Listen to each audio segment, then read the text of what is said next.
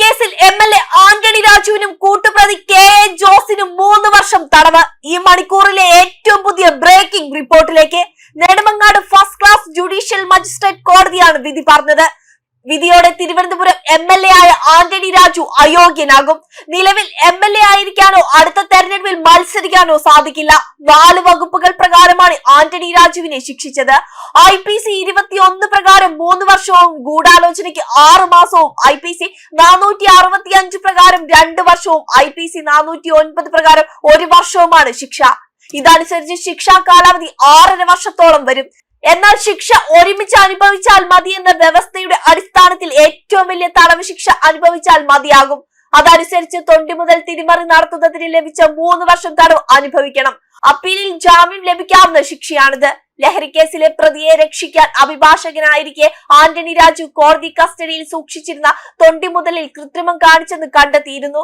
36 വർഷം മുമ്പ് നടന്ന കുറ്റകൃത്യത്തിൽ ആന്റണി രാജുവിനെയും കൂട്ടുപ്രതിയായ മുൻ കോടതി ഉദ്യോഗസ്ഥൻ KA ജോസിനെയും നെടുമങ്ങാട് 1ാം ക്ലാസ് മജിസ്ട്രേറ്റ് കോടതി കുറ്റക്കാരനാണെന്ന് വിധിച്ചത്.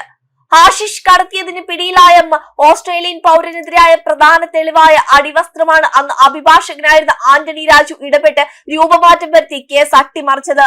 1990 ഏപ്രിൽ 4 തിരുവനന്തപുരം വിമാനത്താവളത്തിൽ വെച്ച് ലഹരി മരുന്നുമായി പിടിയിലായ വിദേശിയെ രക്ഷിക്കാൻ തൊണ്ടി മുതലിൽ കൃത്രിമം കാട്ടിയതാണ് കേസ്.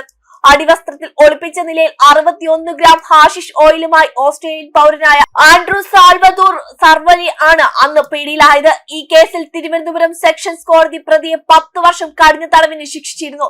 അന്ന് പ്രതിഭാഗം അഭിഭാഷകയായിരുന്ന സെലിൻ വിൽഫ്രാൻഡിന്റെ ജൂനിയർ അഭിഭാഷകനായിരുന്നു ആന്റണി രാജു. പ്രതി ജയിലിലായി 4 മാസം കഴിഞ്ഞപ്പോൾ പോൾ എന്ന പേരിൽ ഒരു ബന്ധു കോടതിയിലെത്തി.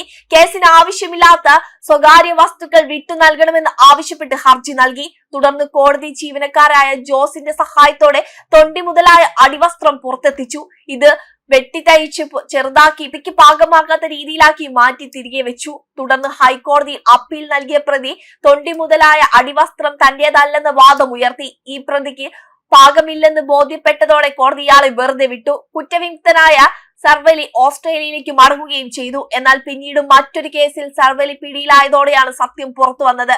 കോടതി ജീവനക്കാരന് പണം നൽകി അടിവസ്ത്രം വെട്ടിച്ചെറുതാക്കിയാണ് രക്ഷപ്പെട്ടതെന്ന് ഇയാൾ സഹ തടവുകാരനോട് വെളിപ്പെടുത്തി.